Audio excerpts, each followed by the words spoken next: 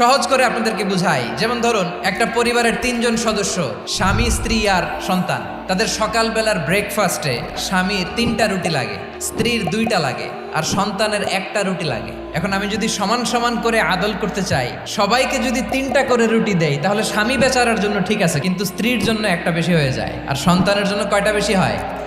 আচ্ছা, 2টা করে যদি সবাই রে দেয় সমান সমান নীতিতে, তাহলে স্ত্রীর জন্য, স্ত্রী বেচারির জন্য ঠিক আছে, কিন্তু স্বামীর কয়টা কম পড়ে? আর সন্তানের বেশি হয়ে যায় কয়টা? আচ্ছা, সমান সমান নীতিতে সবাইকে যদি সকালের নাস্তার জন্য 1টা করে রুটি দেই, সন্তানের জন্য ঠিক আছে, কিন্তু স্ত্রী বেচারির কম পড়ে কয়টা? স্বামীর কম পড়ে কয়টা? 2টা। আর আমি যদি স্বামীকে দেই 3টা, স্ত্রীকে দেই 2টা, আর সন্তানকে দেই 1টা, তাহলে কারো অপচয় হবে না। যেখানে যার যতটুকু দরকার তাকে সেখানে ঠিক ততটুকু দিয়ে দেওয়ার নামই হচ্ছে আদল। আমরা বুঝতে পারলাম আল আদ শব্দের মানে হচ্ছে ইনসাফ বা সুবিচার বা ন্যায় বিচার।